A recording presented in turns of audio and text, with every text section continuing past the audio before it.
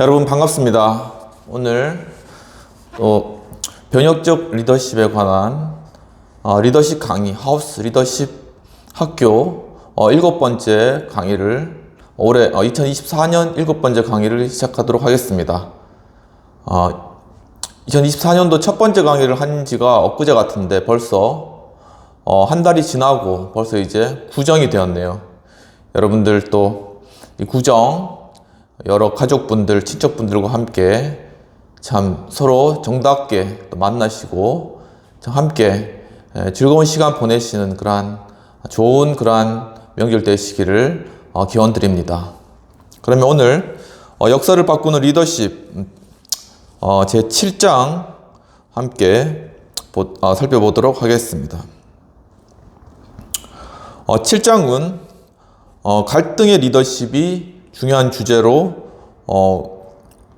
제시되고 있습니다. 이 번스 교수님께서는 변혁적 리더십, 트랜스포밍 리더십 중에서 이 갈등의 리더십이 이 사회를 안정화시키고 또한 유지시켜 나가는 것에 하나의 중요한 그러한 리더십이기 때문에 또한 트랜스포밍 리더십, 변혁적 리더십의 중요한 하나의 요소로서 갈등 리더십이 존재한다라고 말씀하고 있습니다. 그래서 오늘은 크게 두 가지 부분에서 살펴볼 예정입니다. 첫 번째는 중국과 영국의 그러한 리더십, 갈등의 리더십과 관련하여서 마오쩌둥 그리고 볼링브로크 그리고 에드먼드 버크에 관한 그러한 리더십을 살펴보도록 하고요. 두 번째 부분은 또 미국으로 건너가서 휘그당과 민주당을 서로 갈등되는 그런 상황들 가운데서 나타났던 리더십과 또한 노예제도와 관련된 1850년의 타협안 그리고 그 이후로 발생한 그러한 정당의 분열과 같은 그러한 내용들을 함께 살펴보면서 이 변혁적 리더십에 관한 그러한 리더십 강의를 진행하도록 하겠습니다. 첫 번째로 중국과 영국에 나타난 갈등의 리더십입니다. 20세기 초에 중국 후난성에서 태어난 마오쩌둥은 부모의 반대를 무릅쓰고 창사, 중국에 있는 어떤 지역에 있는 학교에 들어가게 됩니다. 그리고 이제 1918년에는 대학에서 무엇이든지 대학에서 좀 얻어보려는 그런 마음에서 베이징 대학으로 갔는데 이제 거기서 무슨 일을 했냐면은 도서관의 조교로 일을 하였습니다. 그러면서 그곳에서 8명의 후난성 출신 학생들과 함께 한방을 또한 사용하기도 합니다. 그러니까 베이징 대학 도서관에서 조교로 일하면서 또 많은 책을 접할 수 있었겠죠. 그가 비록 베이징 대학이나 어떤 대학을 졸업하지 못했지만 바로 그의 어떤 공산주의 혁명의 어떤 배경하에는 많은 그러한 지식적인 탐구와 또한 그것에 대한 어떤 나름대로의 비판과 또한 그것에 대한 생각이 있었다라는 것을 알 수 있습니다. 그는 또한 베이징 대학에서 청강을 많이 하게 됩니다. 그가 조교 출신이고 거기에서 일하고 있는 입장이기 때문에 학생은 아니죠. 그런데 이제 보통 마오쩌둥이 어떤 지적인 그런 갈망이 있었나 봐요. 그래서 이제 들어가가지고 수업 때 여러 가지 이런저런 수업들을 또 많이 청강을 했나 봅니다. 요즘 같으면 이제 청강생에 대해서 잘 받아주고 또 그것을 또 이렇게 들으라 그렇게 이제 허용해주는 그런 분위기였는데 당시에는 그런 분위기가 아니었던 것 같아요. 그래서 마오쩌둥은 누구를 만나게 되냐면은 후스를 만나게 됩니다. 후스. 저도 잘 몰랐는데 굉장히 중국 내에서 영향력 있는 그러한 철학가였습니다. 후스가 콜롬비아 대학의 존 듀의 아주 유명한 교육학자이죠. 존 듀 밑에서 교육학을 이제 공부하고 베이징 대학으로 오게 됩니다. 거기서 이제 철학 교수를 하게 되고 나중에 후스가 백화 운동이라는 것도 또한 주도를 하게 되죠.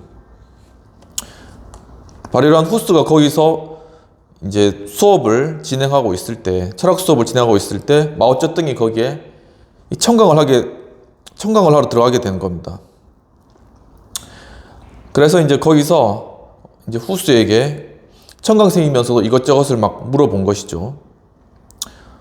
그런데 이 후스가 이 어린 마오쩌둥을 알아보지 못하고 그냥 수업에서 아무 대답도 안 해주고 수업을 쫓아내고 이런 것들을 했나 봅니다. 그때부터 이제 이 후스와 마오쩌둥의 관계에 틈이 생기기 시작하는 것이죠.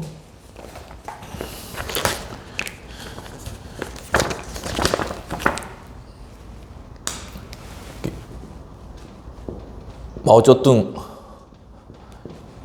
이건 모택동이죠. 모택동.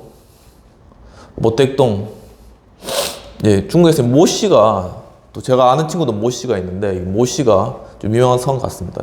마오쩌둥하고 후스의 만남이 바로 베이징 대학에 있었는데, 바로 그때 별로 후스가 마오쩌둥을 쫓아내서 별로 둘 사이가 좋지 않은 그런 상태가 된 거죠.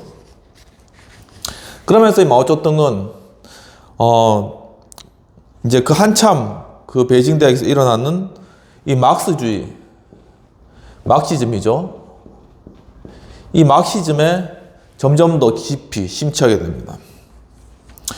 그래서 이 마르크스주의 학습 모임에 가담하게 되고, 그리고 결국 그는 막시즘 마르크스주의자가 되는 거죠. 주의자. 그래서 자본주의 사회에서 권력을 독점한 엘리트하고 힘없이 고생하는 민중들 사이의 그러한 갈등을 나름대로 계속 연구하면서 자신의 지식을 계속 길러왔던 것입니다. 그리고 마오쩌둥은 1927년도에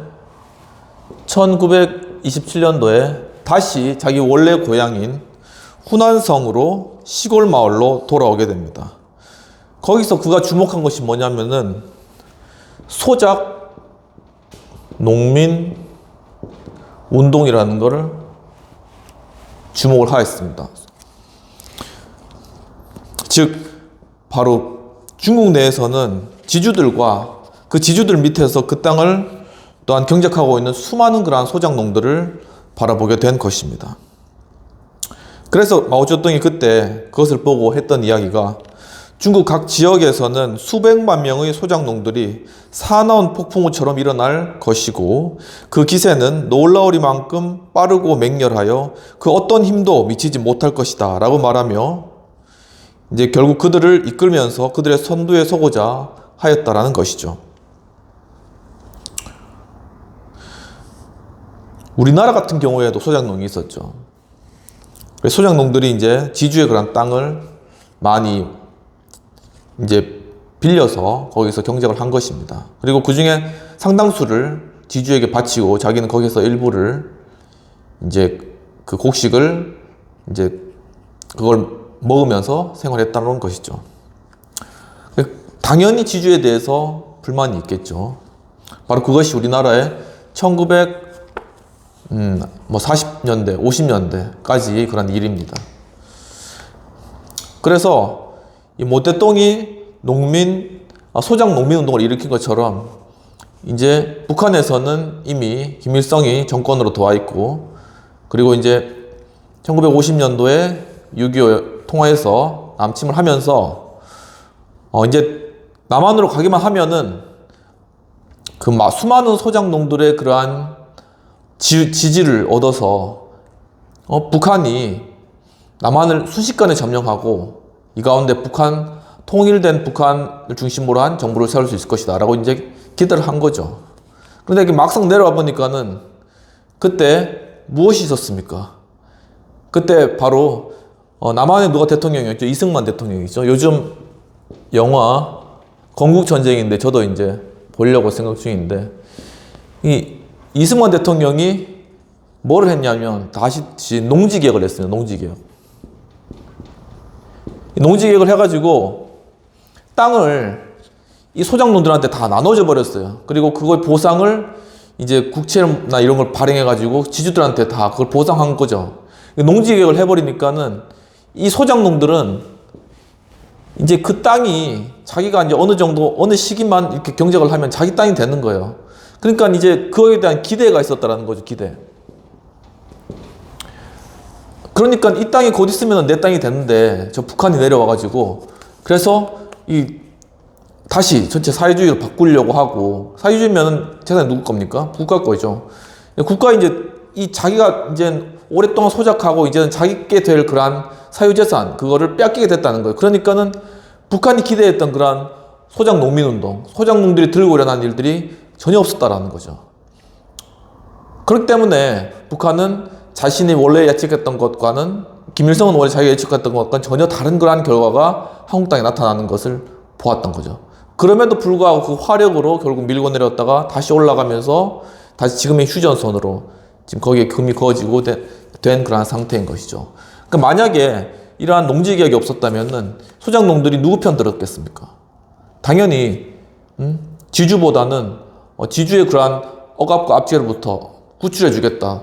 모든 사람을 평등하게 대해 주겠다. 국가가 다 배급해 주겠다라고 이야기하는 북한 쪽을 들었을 가능성이 큽니다. 하지만은 바로 이런 농지개혁을 통해서 이 사람들의, 민중들의 마음을 이승만이 바꾸어 놓은 그런 상태에서 6.25가 일어났기 때문에 순식간에 대한민국이 북한에게 넘어간 일들이 일어나지 않았고, 그 가운데 미군의 도움을 받으면서 다시 이제 수복을 하게 된 거죠. 서울 수복을 하게 된 겁니다.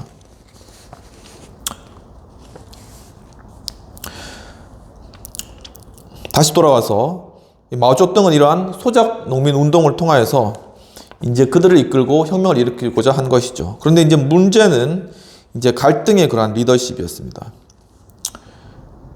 이 갈등의 리더십이라는 것은 갈등 가운데 어떤 갈등의 상황들을 해결하고 새로운 방향을 진행시켜 나가는 그러한 리더십이 갈등의 리더십이고, 그것을 도리어 더욱더 좋은 방향으로 승화시켜 나가는 건데 그것을 해결해야 되잖아요. 그러니까 바로 이러한 갈등 리더십을 어떻게 행사할 것인가 하는 것이 마오쩌둥에게 중요한 그러한 이슈가 되었다는 것입니다. 그래서 마오쩌둥은 도서관에서 사서로 일하면서 수많은 그러한 것들을 읽었죠. 책을. 그리스 신화 이런 것도 읽었겠고, 엘리자베스 여왕 시대의 희곡, 그리고 어떤 종교적 소책자나 전쟁과 평화 같은 감동적 소설 같은 것도 함께 읽으면서 이제 그러한 갈등의 유형에 대해서 연구를 하면서 과연 이 갈등을 어떻게 해결할 것인가에 대해서도 생각을 한 것 같습니다. 그러면서 이제 그는 이 모든 갈등을 꿰뚫는 절대 중심의 가치를 지닌 보편적 갈등이 무엇일까에 대해서 고민을 했겠죠. 보편적 갈등. 이것이 무엇이겠습니까? 우리 모든 사회에 있어서 이러한 보편적 갈등, 물론 사람마다 다를 수 있겠죠.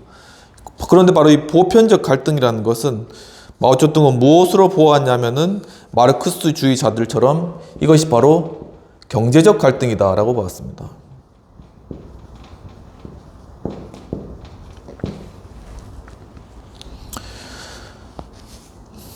즉, 마르크스주의자들이 대부분 그렇게 이제 생각하듯이 이 갈등을 그는 사회 변화와 진보를 위해서 필연적으로 인식하였죠. 근데 이러한 생각 자체는 맞는 거죠. 갈등을 통해서 사회가 변화되고 진보된다는 것은 그것은 인식을 제대로 한 거죠. 그리고 또한 프롤레타리아가 권력을 장악하여 계급 없는 사회가 도래하면 모두가 행복해질 것이며 갈등은 사라질 것이다 라는 것이 공산주의 혁명의 이론입니다. 갈등은 어디까지냐 하면은 프롤레타리아가 혁명을 통해서 국가를 완전히 장악하는 프롤레타리아 혁명을 통해서 그때 갈등은 사라진다고 보았던 것이죠. 하지만 어떻게 보면 이론적인 측면에서 이거는 공산주의 비전 관점에서 최고의 어떤 이상향이라고 할 수 있겠습니다. 하지만 마오쩌둥은 공산주의 이론 마르크스주의자면서도 바로 그러한 이상향을 믿지는 않았다고 번스 교수님은 보셨습니다.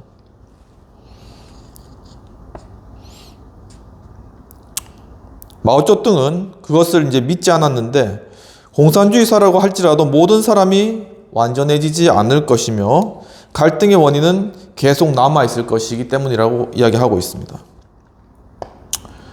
그렇죠. 우리 사회 내 어떤 갈등, 분열 이런 것들이 있잖아요. 그런데 모든 인간이 완벽해지지 않는 이상은 이 갈등의 문제는 해결될 수가 없는 겁니다. 그렇기 때문에 이 갈등을 사회 구성원들이 잘 해결해야 되는데, 바로 그런 잘 해결해야 할 방법을 어떻게 할 것인가, 그것을 어떤 식으로 권력을 통해서 해결해 나갈 것인가, 그것이 바로 갈등의 리더십이고, 갈등의 리더십이었다는 것이죠. 바로 이런 갈등의 리더십을 마오쩌둥은 미리 예견을 했고, 그것을 어떻게 그것을 처리할 것인가에 대해서 고민을 많이 한 것 같습니다. 그래서 그가 1949년에 중국을 완전히 장악합니다. 1949년에 이 공산주의를 가지고 중국을 완전히 장악하죠.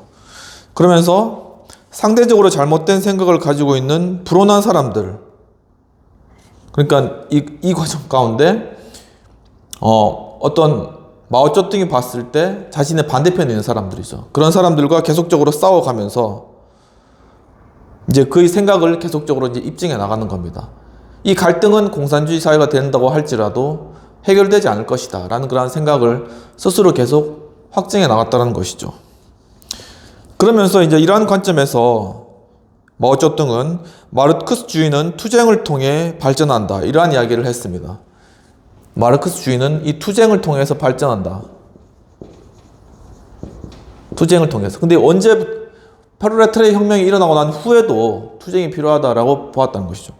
그리고 또한 비판을 두려워하지 마라.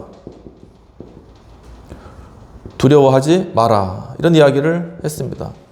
누구든지 비판을 받아야 된다.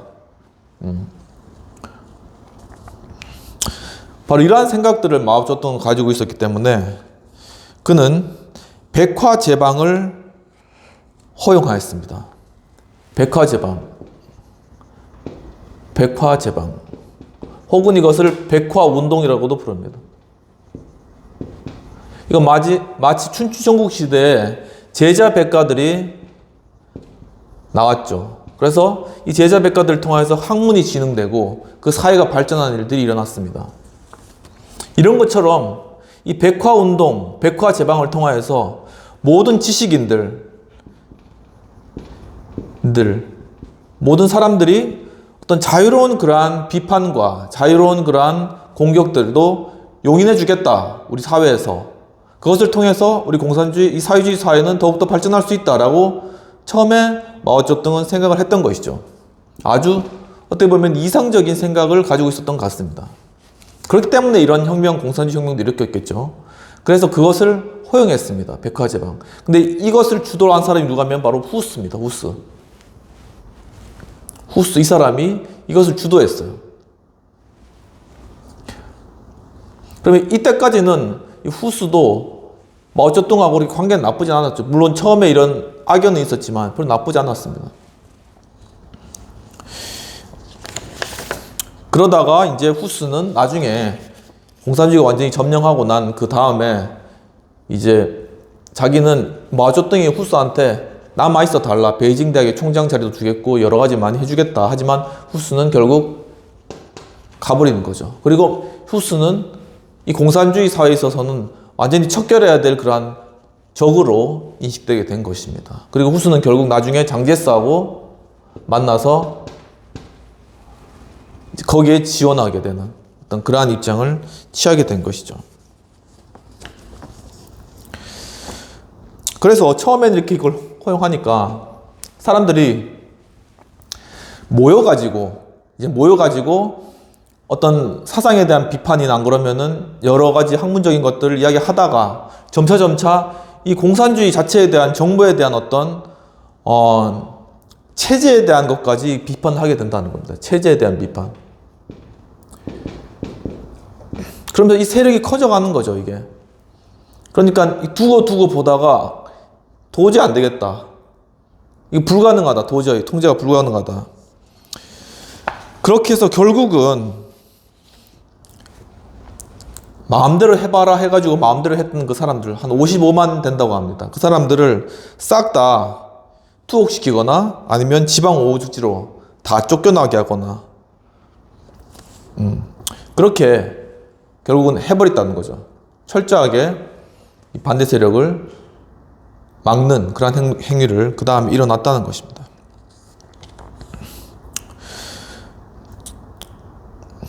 그리고 결국 이제 그 사람들은 이제 쫓겨났다가 나중에 등소평 때 다시 이제 복권되는 그런 일들이 있긴 했었습니다. 그런데 이 마오쩌둥은 조직화된 어떤 반대 세력의 출현을 꺾고 또한 공산당과 중국 사회 내의 저항을 계속적인 어떤 저항을 분쇄하고 그리고 폭력적으로 장기간의 사상 정화 운동을 계속 펼쳐나가면서 계속적인 끊임없는 갈등을 계속 조장을 하였습니다.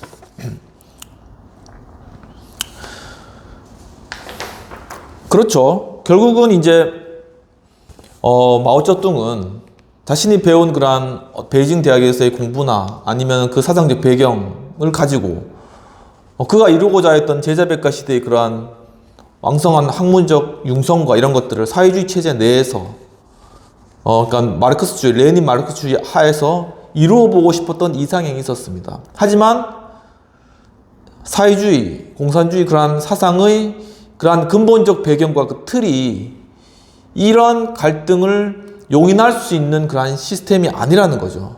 그러니까 그거를 나중에 깨달았어요. 그렇기 때문에 그것을 깨닫고 난 뒤에 이 사람들을 다 철저히 이렇게 배제시키는 그러한 행동을 할 수밖에 없었던 것이 바로 그러한 체제의 그 성격 자체가, 본성 자체가 바로 이런 것들을 허용하지 않는 그러한 것이라는 것입니다. 그래서 이러한 것들을 할 수 있는 방법은 뭐냐?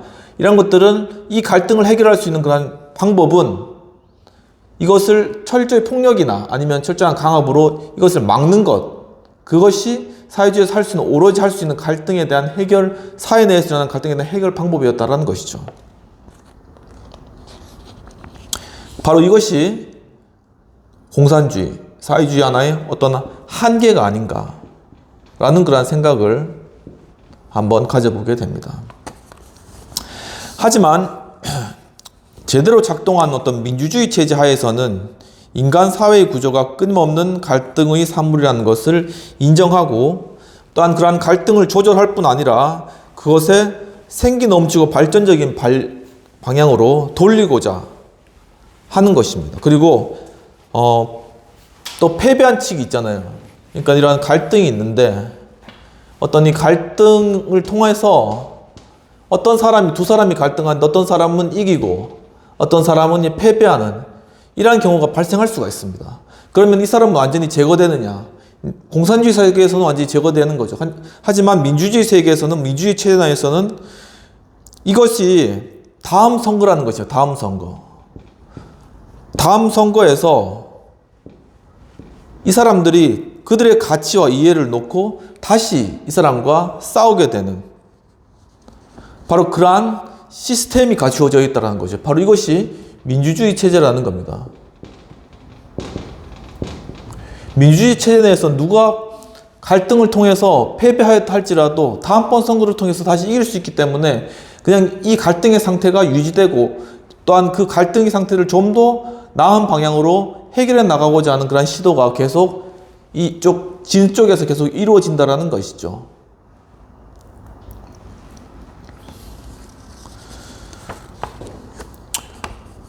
바로 이러한 민주주의, 이 민주주의를 시험하는 그러한 기준이 바로 무엇이냐면은 첫 번째는 다수의 지배에 대한 승인입니다. 선거를 통해서 다수가 옳다고 생각하는 것은 일단 승인하는 겁니다. 그것이 맞다라고, 그리고 그 사람을 선출하는 겁니다. 두 번째는 소수의 권리입니다. 비록 다수가 어떤 사람을 선택하고 어떤 정책을 선택했다 할지라도 그것이 소수의 권리를 침해하게 되면 안 된다는 것이죠. 그래서 이 두 개가 바로 그 사회의 민주주의를 시험하는 기준이라고 번스 교수님은 제시하고 있습니다.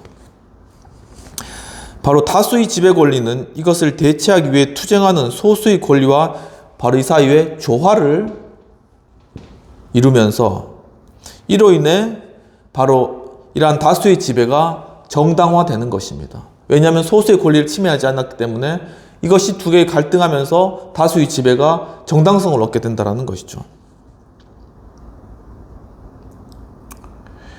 민주주의 사회 내에서 이 갈등의 거대한 엔진은 서로 대립하는 정당들과 그들의 리더십이라고 이야기를 하고 있습니다.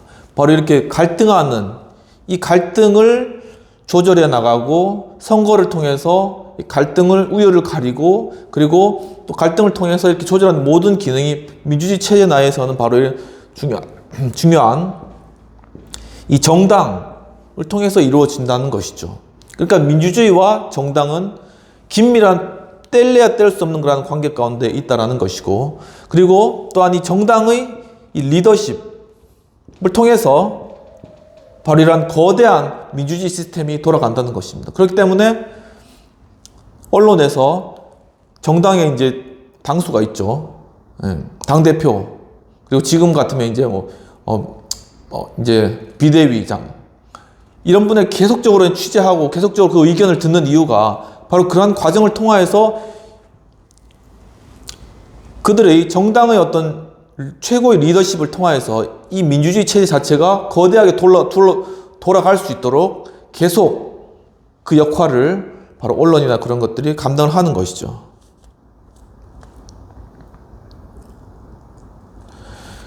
바로 여기에 대한 중요한 예로서 몇 가지를 들고 계신데, 보면은 피트의 토리당하고 그 다음에 폭스의 휘그당도 이렇게 이제 그런 예가 될 수 있을 것이고, 그 다음에 디즈레일리의 보수당하고, 그 다음에 글래드스턴의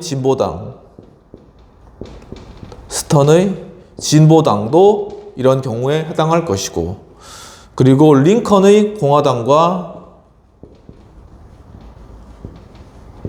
그리고 그때 더글러스의 민주당도 그러한 것이 될 수 있겠습니다. 그리고 또한 후보의 공화당과, 이 사람은 광산한 사람이죠. 공화당과, 그 다음에 루즈벨트의 민주당, 이런 시스템이 계속 돌아간다라는 것이죠. 여기에 이제 후보 때 세계 대공황이 오죠. 그러면서 그때 이제 루즈벨트가 뉴딜 정책을 내세우면서 공화당이 물러가고 민주당이 들어오는 그러한 상황이 된 것이죠. 결국 정당의 리더십이 유권자에게 뚜렷한 어떤 선택지를 제시할 때 선거에서 정당이 승리한다는 것은 변화를 위임받았다는 것과 통치행위의 방향을 잡았다는 것을 뜻한다고 말씀하고 계십니다. 그러니까 어떤 선거에 있어가지고 분명히 어떤 정책을 제시하면서 어떤 선택지를 제시하는 겁니다. 나는 이러한 정책을 펼쳐나가겠다. 당신이 나를 뽑으면은 이러한 것들을 내가 추진하고 혜택을 누릴 수 있다. 분명하게 딱 제시를 하는 거죠. 이 사람이 만약에 선거에서 승리했다. 그러면은 그 의미 자체는 바로 이러한 변화를 이 사람은 위임받았고, 그 다음에 그가 앞으로 해나가야 될 정치의 그 방향을 잡았다라는 것이죠. 그렇게 되면 어떻게 되겠습니까? 그러면 그 방향대로 밀고 나갈 수 있는 힘이 생기겠죠. 그리고 그것대로 이제 유권자가 그들을 선택한 그 방향대로 가면 되는 것입니다. 그렇지만 현실 정치는 쉽지 않다는 것이죠. 이제 그러면서 이제 버언스 교수님은 과연 이러한 정당을 통한 이러한 갈등의 해결, 이러한 시스템이 영국 내에서 어떻게 그것이 진화되고 발전되어 나와 있는가 하는 것을 소상히 책을 통해서 살피시고 계십니다. 먼저는 영국의 젊은 토리 당원인 헨리 세인트 존이라는 분이 있다고 합니다. 근데 이분이 뒷날에 볼링 브링크 경우로 되는 거죠. 볼링 브링크 경이라는 거는 자귀를 받았다는 거죠. 이분이 1701년에 22살입니다. 22살. 그때 영국의 하원 의원이 됩니다. 엄청 젊은 시절에 이 하원 의원이 되는 거죠. 요즘도 그렇게 있나요? 요즘도 22살이면은 대학교 아직 졸업하기 전이었을 텐데, 그때 이렇게 하원 의원이 되는 것입니다. 그리고 그때 되면서 초선 의원들을 지휘하면서 그리고 4년 만에 전쟁성 장관이 됩니다. 이건 어떤 부분인지 잘 모르겠는데 아무튼 나중에 한번 연구해서 말씀드리겠습니다. 그 전쟁성 장관이 되고 4년 만에 그러면 26살이죠. 그리고 곧이어서 국무성 장관입니다. 하나 27이나 28살 되겠네요. 우리나라 같으면 27, 28에게 국방부 장관 맡기겠습니까? 안 맡기죠, 절대. 근데 굉장히 이때 이 사람이 카리스마가 있었던 것 같습니다.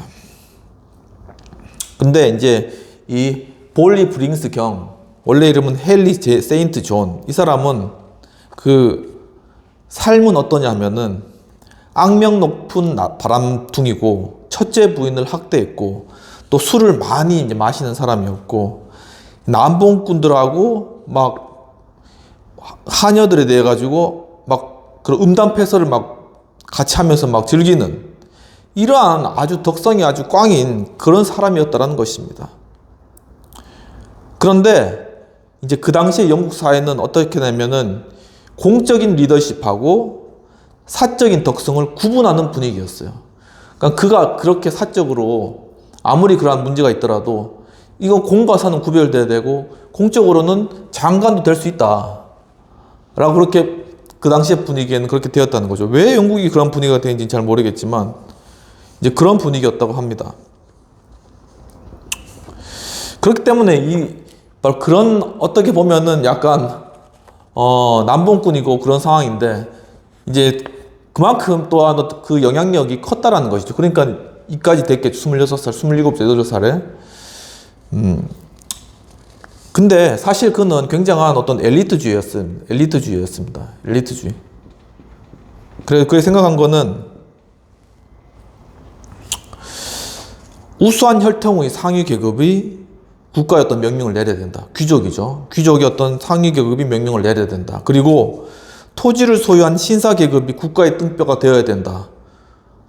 그러니까 신사 계급이 토지를 소유한 사람들이 국가를 이렇게 이루는 등뼈와 같은 그런 역할들을 해야 한다고 그렇게 보았습니다.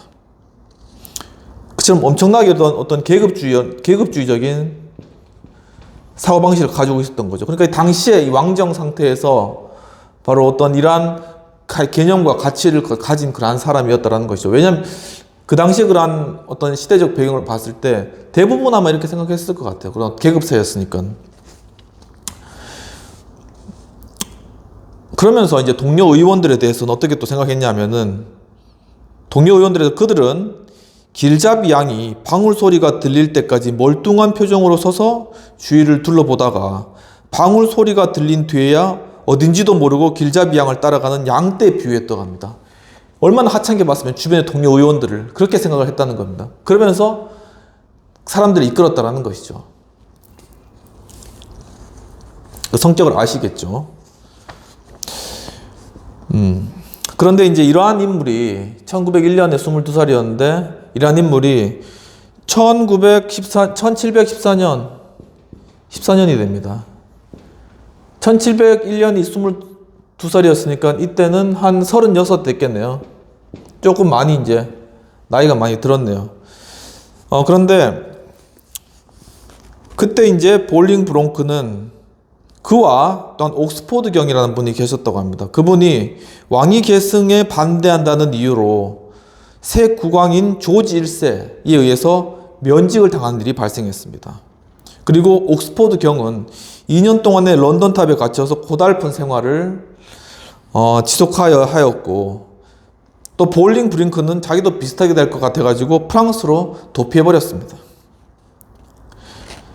그 뒤에 이제 그는 다시 사면과 함께 그의 정치 생명을 회복을 하였습니다. 하지만은 그는 자신의 그 정치 인생 나머지 내내 월폴의 내각의 반대자로 남아있어야 했습니다. 그러니까 결국은 이 볼링 브링크는 월폴이라는 월폴 내각의 반대자인 뭐겠습니까? 바로 야당의 당수로 있었다는 것이죠. 야당의 당수. 그러면서 교수님 하고자 하는 이야기는 이 볼링 브링크를 통하여서 이 토리당이 볼링 브링크를 통하여서 어떻게 야당으로서의 어떤 비판적인 그러한 입장을 계속 견지하면서 여당을 견제하고 그러면서 갈등 가운데 야당의 역할을 감당하는지를 보여주기 위해서 이 볼링 브링크의 예시를 제시를 하신 것입니다. 그러니까 어떻게 바로 이러한 양당 제도를 통한 갈등의 정치가 영국 내에서 태동되고 이루어지고 있는가를 설명하고 계신 겁니다. 그래서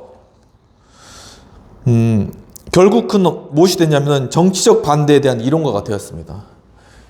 야당은 정치적 반대를 해야 되죠. 이 정치적 반대에 대한 이론가가 되었다는 것이죠.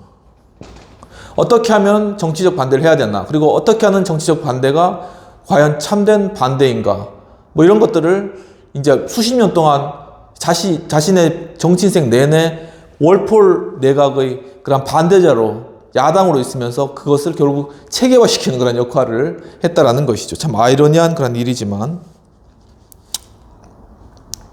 당시 이제 영국은 어떤 내전과 전쟁, 종교 분쟁, 왕위 계승 시대가 지나고 난 뒤에 어떤 그 분위기가 패배한 지도자가 승자에게 도전하는 능력보다는 안정과 평온함에 더 큰 관심을 가지게 되는 그런 분위기였습니다. 그러니까 무슨 분위기였냐면은 뭐 이렇게 반대된 야당이 존재한다거나 국가 정책에 계속 반대한다거나 이런 것들을 별로 좋아하지 않는 그런 영국 사회의 분위기였다라는 것이죠. 그럼에도 불구하고 이제 개인적 또는 당파적인 반대는 수세기 동안 다양한 형태로 이제 계속 존재해 왔다고 말씀하고 계시고, 교수님께 말씀하고 계시고, 이때 필요했던 것은 이것을 정당화시켜줄 이론이었다라는 것입니다. 그러니까 수많은 어떤 분쟁, 종교적 분쟁이라든가 경제적인 어떤 어려움이랑 이런 것들 상황 가운데서 어떤 국민들이 안정된 상태에서 생활하고 싶은 그런 욕구도 많이 있지만은, 하지만 그럼에도 불구하고 계속적인 어떤 갈등은 존재해 왔으며, 중요한 것은 뭐냐면 그 가운데 이 갈등이라는 것을 과연 정당화시켜줄 이론이 무엇인가라는 것이다. 왜냐하면 이 갈등을 정당화시켜야지 이 민주주의 체제가 유지가 되거든요. 공산주의 체제나 사회주의 체제에서는 갈등이 생기면은 그것을 배척하고 제거함으로써 그 정당성을 인정하지 않지 않습니까? 근데 민주주의 사회에서는 그 갈등에 대해서 인정을 하는 체제이기 때문에 그 갈등의 정당성을 인정해 줘야 되는데, 그렇다면 그 정당성의 근거는 무엇이냐는 것입니다. 그러면서 서서히 부지불식간에 영국은 서서히 정치 과정에서 이 반대라는 것을 제도화하는 쪽으로 나아가게 됩니다. 반대라는 것이 이제 하면은, 예전 왕정 같은 경우에 반대를 하면은 그냥 목을 치는 이제 그러한 체제였죠. 무조건 네 하고 하는 그런 체제였죠. 그런데 점점점 영국은 민주주의가 시작되면서 이 반대에 대해서 이것을 하나의 제도화를 했다는 거죠. 반대를 제도화하는 그런 것을로 다가가고 있었고, 첫 번째 단계가 왕의 통치와 관련된 비판. 이 왕이잖아요. 이 통치를 하잖아요. 근데 거기에 대해서 이 비판을 한다는 겁니다. 이 비판. 예전에는 이 비판자가 죽었죠. 근데 그게 아니라 여기에서 이 비판에 대해서 이 비판을 인정해주기 위해서 왕이 중요한 개념이 작용하는데, 뭐가 하면 여기서 관용. 이 관용을 해줬다는 거예요. 비판자에 대해서. 이 관용, 일종의 받아들인다는 거죠. 그것을 품는다는 그런 의미입니다. 이 공산주의 사회주의 사회에서는 이 관용을 하지 않죠. 그냥 제거하는 거죠. 근데 이 민주주의 체제에서는 이것을 관용하고 받아들이는 그러한 것이 바로 이러한 비판을 정당화시켜줄 수 있는 하나의 밑바탕이 된다는 것이죠. 이것이 지금 우리 현재의 정치 그러한 풍토나 이런 상황 가운데서도 필요한 그러한 영역이라는 것입니다. 서로에 대해서 바로 이러한 관용할 수 있는 기본적인 그러한 어떤 토대, 이러한 부분들이 전제가 돼야지 그 다음 건전한 비판과 그 다음에 그것을 통한 승화로 나아갈 수 있는데, 이 관용하는 그런 마음이 없이 배척하고 온전히 배척하는 마음은 그냥 상대방은 소멸돼야 될 그런 존재라고 그렇게 생각하는 것, 생각 자체는 어떻게 보면은 사회주의적인 그런 사고방식에서 왔을 가능성이 크다라는 것이죠. 바꾸어 생각하면은. 그런데 원래적인 그러한 갈등과 이러한 것들을 통한 민주주의는 관용을 원칙으로 삼고 있었다라는 것입니다. 근데 여기서 관용이 베풀어지지 않는 것이 하나 있으면 뭐냐면은 왕위계승입니다. 왕위계승. 왕위계승. 여기에 대해서는 관용이 베풀어지지 않았다라는 것이죠. 왜냐하면 이거는 가장 중요한 그런 것이니까. 권력의 이동, 선거의 결과 이런 것에 대해서는 그것을 지켜야지 그것에 대해서 비판하고 그러니까 거기에 대해서 전복하고 뒤집으려고 하는 것은 근데 일종의 그건 관용이 허용되지 않는 그런 것이었다라는 것을 왕위계승에 의해서 번수 교수님이 제시하고 있는 것입니다. 물론 이제 그러한 과정, 이 왕위계승의 과정이 적법하고 정통해야 되겠죠. 바로 그 적법하고 정통하게 이루어진 그러한 계승에 대해서는 그것에 대해서 비판하는 것에 관용이 허용되지 않았다는 것이죠. 그것이 첫 번째이고 관용이 첫 번째. 두 번째는 조직적인 반대의 등장입니다. 이 반대를 그냥 한 사람 개인이 하는 것이 아니라 이제는 이것을 조직해서 반대를 하는 겁니다. 이것이 뭘까요? 이것이 바로 야당이라는 것이죠. 조직적으로 반대하는 것. 반대를 받는 사람 입장에서는 속 터지는 일이죠. 근데 반대를 하는 입장에서는 이것이 민주주의 하나의 체제인 그런 거 돌아가는 그런 조직적인 비판이라는 것이죠. 바로 이때부터 시작되었습니다. 예, 그래서 이 개인적으로 뿐만 아니라 조직화되어 집단적으로 정부를 공격하였고 이것이 사실 겁나는 이유는 뭐냐면은 이 조직화된 집단을 인간의 정치적 권리를 지키기보다 국가의 안녕과 이익에 반하는 개인의 야망과 이익을 위한 도구로 사용할 수 있기 때문입니다. 바로 이러한 비판을 건전한 상태에서 해야 되는데 이것이 어떤 개인의 야망을 위해서 비판이 이루어진다는 것이죠. 바로 그것이 가장 겁나는 것이라는 겁니다. 볼링 브링크는 오랫동안 야당 역할을 맡아서 고생했기 때문에 야당의 역할에 대해서 실감나게 이제 그가 기록을 하고 있습니다.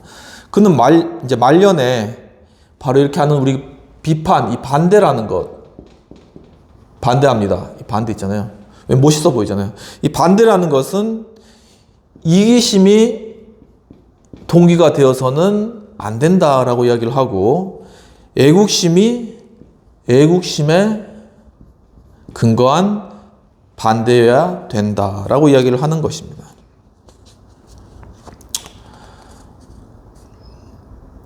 그리고 이러한 사고는 실제로 야당, 그가 속한 토리당에 대해서 반대를 한 것에 나타났으며 그는 야당을 부패와 전제적인 통치에 맞서는 애국자들의 집단이라고 생각을 하였다고 합니다.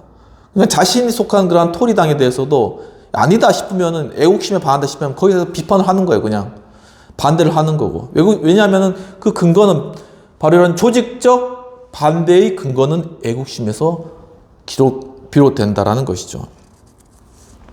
이러한 야당은 현명한 군주와 손을 잡고 당파심에 따라 행동하는 사람들을 국가정신에 따라 행동하도록 할 때까지 존속하고 성장하는 것이라고 해가지고 결국은 이제 어떻게 보면 개인적인 목적, 이기심에 따라서 반대를 해왔지만 그 시간이 지나면서 어떤 국가적인 목적 그리고 국가 정신에 따라서 이제 반대를 하는 그러한 조직으로 성장해 나가므로 어떤 존속하고 성장하는 그러한 야당으로 키워갔다라는 그러한 것이죠.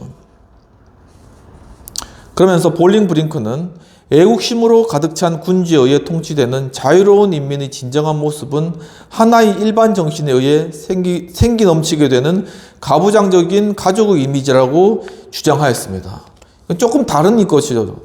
그러니까 군주가 있고 그리고 그 밑에 이제 자식들이 있는 겁니다. 그런데 그게 이제 어떤 생기 넘치는 그런 모습으로 이제 있고 그것은 바로 이제 자식이 좀 부모에 대해서 막 비판하고 반대를 하더라도 우리 가족을 살아가는 마음에서 하는 것이기 때문에 아주 생기가 넘친다는 건데 이러한 견해는 영국인들이 통치자와 반대자 모두를 포용하는 민주적 틀을 고안하는 데까지 생각이 미치도록 하는 것을 어렵게 만들었다. 그렇게 이야기를 합니다. 이 말이 무슨 말이냐면은 그러니까 반대자들이 존재하고 그리고 통치자가 존재하잖아요. 그리고 이 두 개의 존재를 다 인정하는 하나의 체계를 만들어 가야 되는데 거기에 대해서 이 가부장적으로 생각하는 이러한 모습 자체는 도리어 그러한 체제를 이루어가는 것에 있어서는 어떤 장애물이 되었다라는 것이죠. 하지만 그들의 생각의 실험은 계속되어서 여러 정당이 존재할 수 있다는 생각이 받아들여진 것은 중요한 일부 진전이었다고 합니다. 그러니까 바로 왕정 시대, 그 시대 자체에는 반대하는 그러한 어떤 개인이 있을지 몰라도 그러한 집단적으로 나타나는 그러한 것은 국가의 어떤 체제를 전복하는 것으로 봐서 결코 존재해서는 안 된다라는 그러한 생각이 지배적이었다라는 것이죠. 하지만 점점 더 반대자에 대해서 인정하고 그것을 제도해 나가면서 어떤 반대하는 조직을 인정하는 그것도 인정해 줄 수 있다. 받아들여야 된다라는 그런 인식이 생겨나기 시작했다라는 한 가지만으로도 굉장히 중요한 그런 의미가 있다라는 것입니다. 물론 볼링브링크가 전혀 사심이 없이 생각한 것은 아니며 그의 토리당 동료들은 정치적 이익을 추구하는 현실적인 사람이었고 그 당시에 조직력 없는 정당의 집단적 리더십보다는 유력한 명사들의 개인적 리더십이 중심적인 역할을 하였다고 합니다. 그때는 아직 정당 제도가 제대로 발전하지 못했기 때문에 개인적 리더십이 더 큰 영향력을 발생했다는 것이죠. 예컨대 어떤 로킹엄 후작 이런 사람이라던가 로킹엄 후작 이런 사람이 있었다고 합니다. 이 사람은 마르퀴스 오브 로킹엄 이렇게 이야기하는데 이 사람이 해마다 윌리엄 피트와 그의 토리당에 대항하여서 휘그당을 계속 이끌고 있었다라는 것이죠. 그러니까 어떤 집단적인 반대에서 거기에서 어떤 집단적으로 행동하지 않아 개인적 리더십으로 그렇게 이제 행동했다는 거죠. 이 개인적 리더십은 과거 어떤 왕정이나 어떤 과거 체제에 대해서 어떤 한 사람이 어떤 문제를 해결해 나가거나 사람들이 이끌고 문제를 해결하는 그런 방식이잖아요. 그런데 그것이 민주체제로 오면서 집단적 리더십으로 바뀌어 나가는 그런 과정인데 아직까지 이 시대는 어떤 과도기적인 상황이기 때문에 개인적 리더십이 더욱더 부각을 나타내는 그런 시대였다는 것입니다. 그래서 아무튼 이러한 시대 가운데 1760년대 그리고 1770년대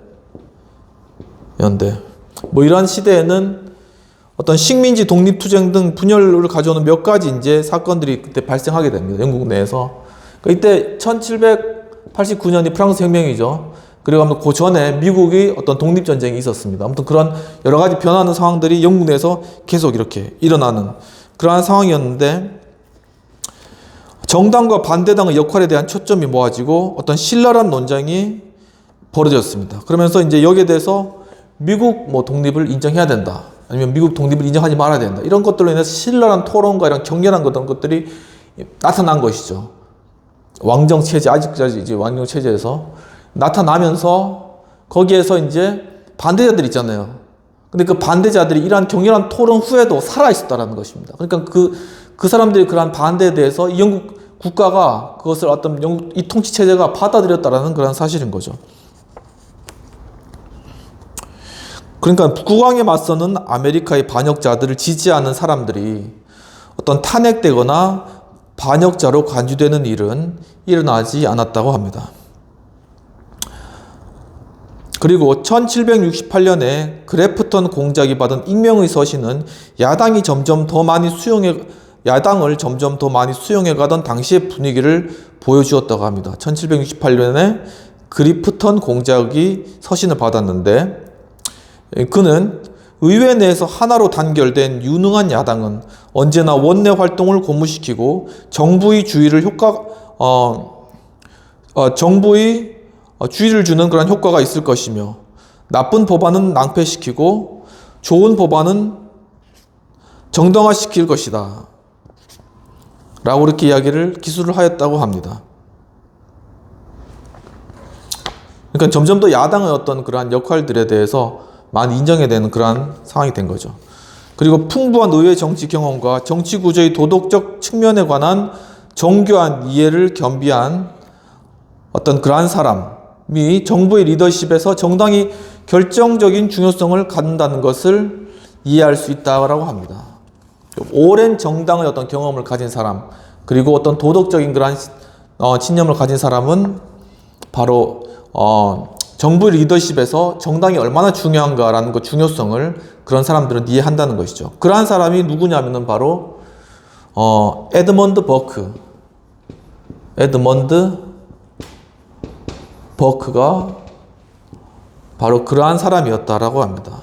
에드먼드 버크는 1729년에 아일랜드 더블린에서 프로테스탄트인 아버지와 카톨릭 교도인 어머니 사이에서 태어났다고 합니다. 그리고 트리니티 대학에서 수학하고 런던의 미들 템플에서 법학을 공부하면서 그때 휘그당 의원들과 교류하고 1765년에 하원 의원이 됩니다.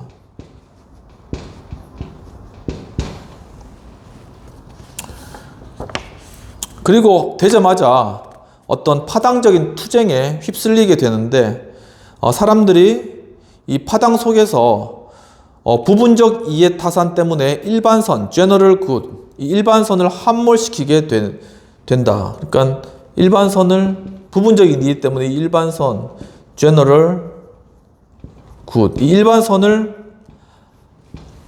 함몰시키게 되고 그 결과 편협하고 고집불통이고 악랄한 정신을 획득할 수도 있다라는 그러한 사실을 그는 깨닫게 되는 것입니다. 또 한편 그는 한 가지를 더 깨달았는데 악인들이 연합할 때 선한 사람들도 제휴해야만 하는데 그렇지 않으면 선한 사람들이 차례로 무너질 것이다 라고 보기도 하였다고 합니다. 그러니까 악한 사람들이 어떤 악한 목적을 위해서 막 연합할 때 나는 거기에 참여하지 않겠다라고 그냥 뒤에 발뺌하고 있으면은 결국은 선한 사람들이 차례대로 악한 사람들이 무너진 그런 상황이 된다는 거죠. 그러니까 바로 그런 사람이 연합할 때 자기도 적극적으로 참여해서 그 가운데서 바로 그러한 것들을 변화시켜 나가는 그러한 것들이 필요하다라는 것입니다. 바로 이와 같이 어떤 명예로운 결합이 필요하다는 이유로 버크는 정당에 찬사를 보내었다고 합니다. 바로 그러한 것이 하나의 명예로운 결합이다. 정당이 이렇게 모인 것은 하나의 명예로운 결합이다 라고 이야기를 한 것이죠. 그래서 정당에 대해서 찬사를 보내고 그는 오늘날 불만의 원인에 대한 고찰이라는 그런 책을 또 썼는데 거기서 정당을 구성원 모두가 합의한 특정 원칙에 입각하여 그들의 공동 노력으로 국가 이익을 증진시키기 위해 결합한 조직이라고 그렇게 이야기를 하였습니다. 다시 한번 읽을까요? 구성원 모두가 합의한 특정한 원칙에 입각하여 그들의 공동 노력으로 국가 이익을 증진시키기 위해 결합한 조직. 바로 이러한 버크의 정당에 대한 정의가 고전적 의미의 어떤 정당에 대한 정의가 되었습니다. 정당 간의 치열한 경쟁은 그리고 강력한 리더십을 만들어낼 것이라고 보았습니다. 버크는 도덕적 가치가 정당 리더십의 핵심이라고 하였습니다. 이 버크가 보기에 정당 리더십의 핵심은 뭐냐면 도덕적 가치. 이 도덕적 가치를 실현해야 된다 라고 이야기를 하고 있습니다. 왜냐하면 이 삶의 배경이나 이런 것들을 보아도 그가 이런 것들을 핵심으로 볼 만한 그런 이유가 있죠. 과연 그러면 우리의 그런 정치 가운데 얼마나 이러한 도덕적 가치들이 중요시하게 생각되고 있는가 하는 건 한번 돌아볼 필요가 있는 것 같습니다. 그렇게 되면서 정당은 버크가 봤을 때 자유의 수호자이자 동시에 수혜자가 된다고 합니다. 결국 자유라는 것의 수호자, 도덕적 가치를 정당이 추구했을 때 이 수호자가 될 뿐만 아니라 그것을 통해서 정당 역시도 수혜자가 되게 된다라고 그렇게 이야기를 하고 있습니다. 바로 어떻게 아일랜드인 이 이방인이 정당 및 그 연장선상에서 정당의 리더십에 대해 누구보다 이런 강력한 주장을 할 수 있게 되었을까요? 이것은 그가 어떤 성숙한 어떤 도덕 철학자이죠. 그의 배경이. 그리고 어떤 유태인이라는 그러한 어떤 배경, 그런 것들도 있을 수 있겠지만 동시에 어떤 영국 대중의 정서에 편승할 수 있었다는 점이 더 큰 이유였다고 합니다. 그러니까 그는 바로 영국 전체의 영국 정서를 읽은 것이죠. 바로 이러한 것들이 이게 정신이 필요한 것이다. 국민들의 정서를 읽는 거예요. 그들이 어떻게 생각하고 그들 마음 가운데 있는 것이 무엇인가를 읽어내는 것. 버크가 바로 그것을 했다라는 것이죠. 그는 정치 및 종교와 관련된 소논문과 신문기사를 열심히 읽는 그런 정치인이었다고 합니다. 그는 좀 더 공정하며 또한 민의를 잘 대변하는 통치체제를 원하는 사람들이 늘어나고 있다라는 것을 바로 간파를 한 것이죠.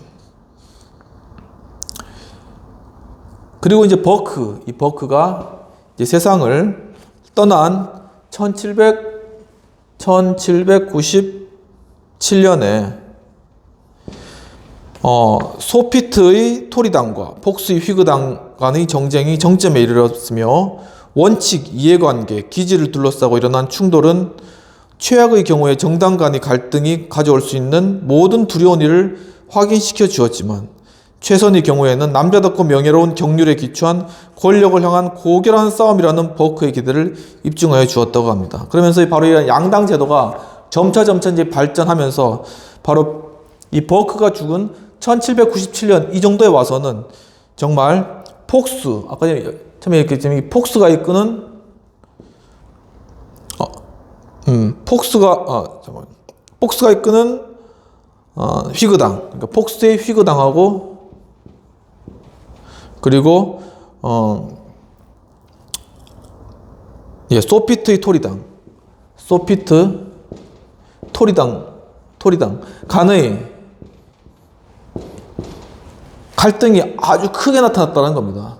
그리고 정말 이렇게 하다가 우리 사회가 제대로 남을 수 있는 그런 어떤 위험성까지 굉장히 부각되었지만, 하지만 이것이 결국 어떻게 승화되었냐면은 여기 이야기했듯이 권력을 향한 고결한 싸움, 남자답고 명예로운 경륜, 이렇게 그것이 승화되어서 사람들에게 인식되어졌다는 것이죠. 더 이상 어떤 이러한 갈등이라는 것이 한 사람이 소멸되거나 이 갈등이 사라지는 것이 정답이 아니라 이것이 하나의 고결한 어떤 권력을 향한 어떤 고결한 싸움일 수가 있다라는 버크의 기대를 입증해 주었다는 것입니다. 이 소피트라는 것은 데피트라고 있는데, 데피트의 아버지가 데피트고 이 사람이 그 아들이 소피트입니다. 둘 다 아주 영국에서 유명하신 그런 분들 같습니다. 그래서 이 피트가 나오죠. 이 피트라는 인물은 1783년부터 그가 죽음을 맞이한 1806년까지 주로 총리로서 있었다고 합니다. 근데 피트가 토리당이죠. 그러니까 원래 휘그당이 잡았는데 토리당이 총리가 했다는 것이 바로 이런 어떤 민주적인 절차에서의 어떤 야당 여당의 어떤 교체 이런 것도 있잖아요. 이러한 것들을 보여주는 것이 아닌가라고 생각이 되고요. 그리고 이제 또 이 폭스라는 인물, 휘그당의 이 폭스는 내내 이제 야당을 이끌었는데, 휘그당 야당이죠. 휘그당 야당을 이끌었는데 이 폭스는 카리스마적인 인물로서 항상 추종자들의 이해관계를 주의를 기울여서 이제 일시적 또는 지역적 특징을 넘어선 최초의 광대한 정당 결사체인 휘그 클럽을 만들었다고 합니다. 휘그 클럽. 네.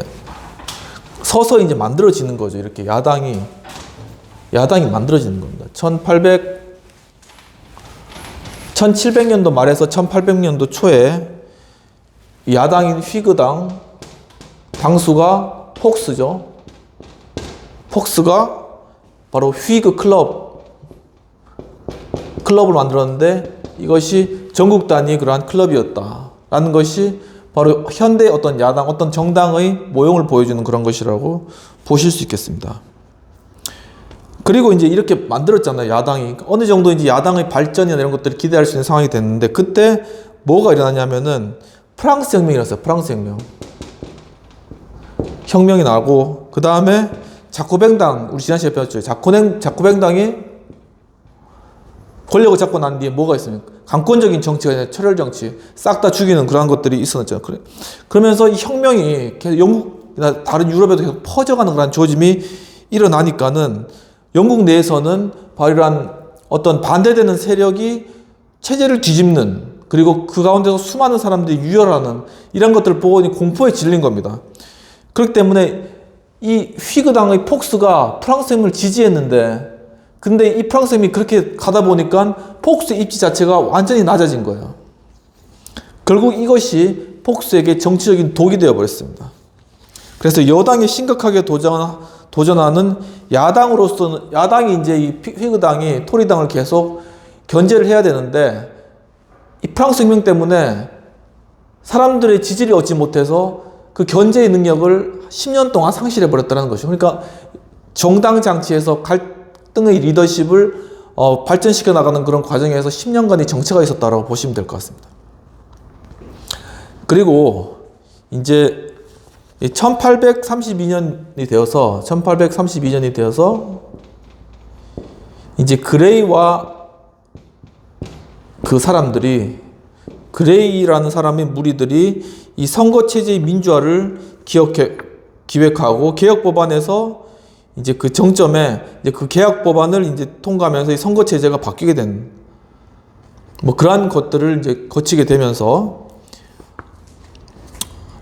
바로 이러한 것을 통해서 원칙에 입각한 변화를 진작시키는데 투쟁적이고 끈질긴 야당으로부터의 반대가 기묘한 역할을 한다는 것을 보여주었다라고 번수 교수님 보고 계십니다. 그러니까 바로 이러한 어떤 1832년대에 와서야 어떤 원칙에 입각한 어떤 야당이 계속적으로 정부의 어떤 그런 것에서 반대하고 비판하면서 그러한 행위 자체가 결국은 그 사회를 변형시키는 그러한 유익한 그러한 것으로 작용하였다라는 그런 입증이 1832년도에 와서야만이 그것이 실제적으로 정치 현실 가운데 나타나게 되었다라는 것이죠. 이까지 살펴보면서 비평을 해보도록 하겠습니다. 이제 필자는 갈등의 리더십에 대해서 사회주의 체제와 영국의 정당제도를 영국의 정당제도 발전을 역사적으로 이제 살펴보고 있으며, 정당제도를 통한 갈등이 정치 체제화하면서 안착되는 그런 과정을 보여주셨습니다. 본 장을 통하여 사회적 갈등이 건전한 방향으로 승화될 수 있는 정치의 형태는 양당 제도가 잘 확립되어 있는 공화주의 체제이고, 결코 공산주의 국가의 형태에서는 결국 갈등이 폭력으로 진압될 수밖에 없기 때문에 어떤 자유의 가치가 결국적으로는 억눌 수밖에 없다. 필연적으로 그런 것들 좀 그런 것에 대한 통찰, 그런 것들을 깨닫는 그런 시간이 좀 되었습니다. 그렇다면 어떤 부분을 토의해야 될지 한번 나누도록 하겠습니다. 본 책에서 영국의 양당제가 갈등 가운데 제도화되고 정착되어 온 1700년부터의 어떤 오랜 기간의 역사적 배경을 우리가 살펴보았습니다. 이에 비하여 우리나라의 어떤 공화주의와 어떤 정당제도를 통한 갈등의 해소 혹은 어떤 발전적 방향으로의 과정이 이루어지고 있는지에 대해서, 그리고 그렇지 못하다면 그 이유는 무엇인지에 대해서 한번 살펴봐야 되지 않을까라는 생각이 듭니다. 이건 결국은 어떤 역사적인 그런 것이죠.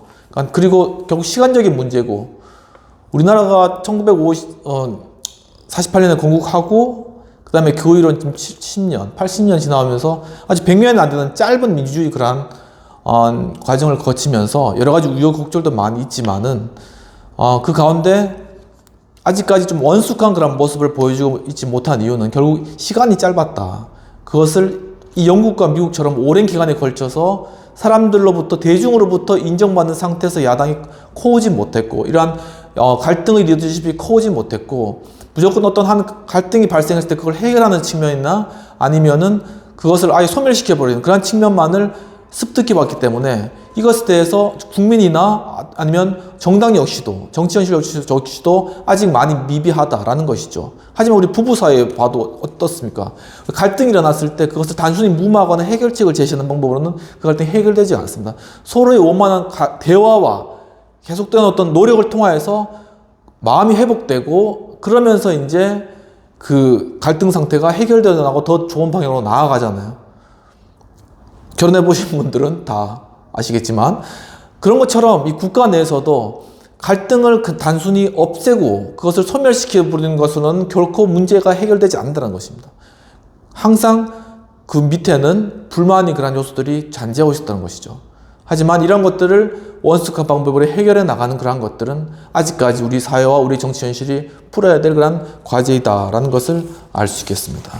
그러면은 7-2장 넘어가서 미국의 상태, 미국의 휘그당과 민주당 그리고 노예 제도를 에 대한 그러한 1850년의 타협에 대해서 살펴보도록 하겠습니다. 1840년 휘그당, 1840년에 미국에도 휘그당이 있습니다. 휘그당. 어느 유래는 무엇인지 잘 모르겠는데 한번 생각해보면 좋을 것 같은데요. 그리고 이제 휘그당은 한 1830년 정도에 새로 생겼습니다. 휘그당이 이제 선거에 준비하면서 1812년에 이제 미영 전쟁이 일어났는데 이제 미영 전쟁이 이제 어떤 프랑스와 관련된 그런 것과 관련돼서 이제 촉발된 것, 나폴레옹이 어떤 프랑스를 통해서 어떤 무역로를 끊으면서 나타난 그런 전쟁이죠. 그런데 이제 미영 전쟁에서 이제 그 영웅이 된 윌리엄 해리슨, 이 윌리엄 해리슨이란 분을 내세우면서 이제 선거에 돌입하는데 얼마 이제 신생당이잖아요. 그러니까 자기가 정권을 얻기 위해서 어떻게 해야 될까 하다가 이제 엄청난 양의 사과술, 아마 사과로 만든 술 같습니다. 그리고 너구리털 가죽 모자, 이거 왜 가져간지 모르겠는데 그 나눠주는 모양이에요. 그거를 너구리털로 만든 가죽 모자, 그리고 어떤 인형, 그리고 이동식 무대차, 오늘날로 치면 이렇게 선거 유세하는 그런 차겠네요. 그리고 이런 슬로건을 했다고 합니다. 티페카누를 타일러를 이렇게 이야기를 했다고 하는데, 티페카누를 찾아보니까 어떤 인디언과의 어떤 전쟁 이런 것들을 좀 의미하는 그러한 의미로 나와 있긴 하던데 정확한 의미는 한번 찾아봐야 될 것 같습니다. 그리고 이런 슬로건을 또 내걸고 그 다음에 신문 광고 등 요란한 선거운동을 한 결과 바로 그렇게 요란하게 아주 선거운동을 했다고 교수님께서 보고 계시는 거죠. 비록 대통령 선거 전이 너구리털 가죽 모자 선거운동이 되었다고 합니다. 그러니까 사람들이 다 이 너구리털 가죽 모자를 이렇게 머리에 뒤집어 쓰고 선거운동을 했는가 봅니다. 이렇게 너구리가 있으면 너구리를 가죽을 벗겨가지고 그 모자를 만들기 그럼 뒤에 너구리 꼬리가 이렇게 달려 있겠죠. 이 상상이 되시죠? 그 예전에 미국 영화 때 봤을 때도 그런 모습의 모자를 많이 본 것 같습니다. 이제 결국 이제 그 선거운동이 되었지만은 민주당의 마틴 퓨러하고 둘이 해가지고 이 윌리엄 해리스가 압승을 하게 되는 겁니다. 완승이 되었다고 표현하고 있습니다. 그래서 이제 1840년의 대통령 선거전에 관해서 역사가들이 평가하기를 이거는 정책하고는 전혀 상관이 없는 인신공격의 잔치판이었다라고 그렇게 조롱하기도 한답니다. 역시 냉소적이네요. 굉장히. 그런데 이 1840년의 대통령 선거전은 또 다른 특징이 있다고 합니다. 그것은 그 선거에 해리슨이 승리함으로 어떤 민주당의 일당 지배가 무너지고 양당 체제가 다시 탄생한 것에 큰 의미가 있다고 합니다. 그리고 야당이 강력한 집권당을 상대로 승리를 거둘 수 있다는 것을 입증한 것이죠.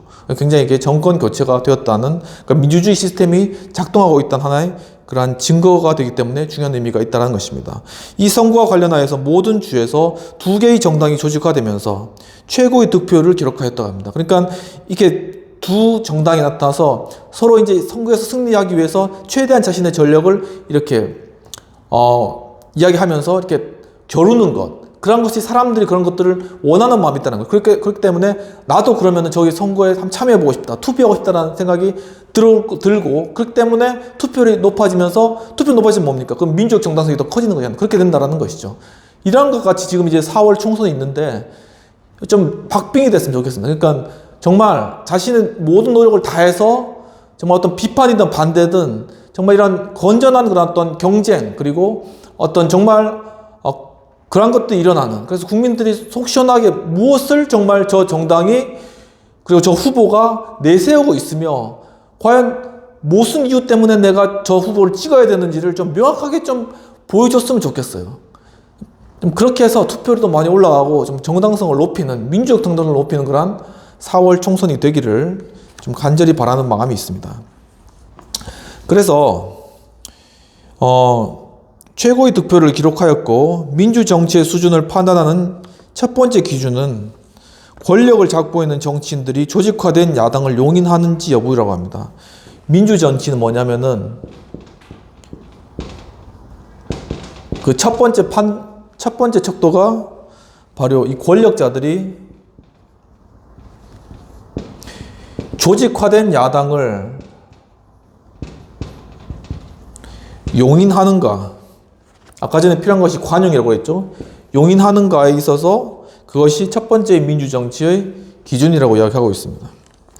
바로 이러한 기준은 1800년에 연방주의자 애덤스가 공화주의자 제퍼슨에게 대통령직을 넘겨주었죠. 그러니까 대통령직 뺏겠다고 해서 어떤 무력을 사용하지 않고 그냥 넘겨주었습니다. 그것으로 미국에서 입증되었습니다. 그리고 두 번째 기준이 뭐냐면은 정당들이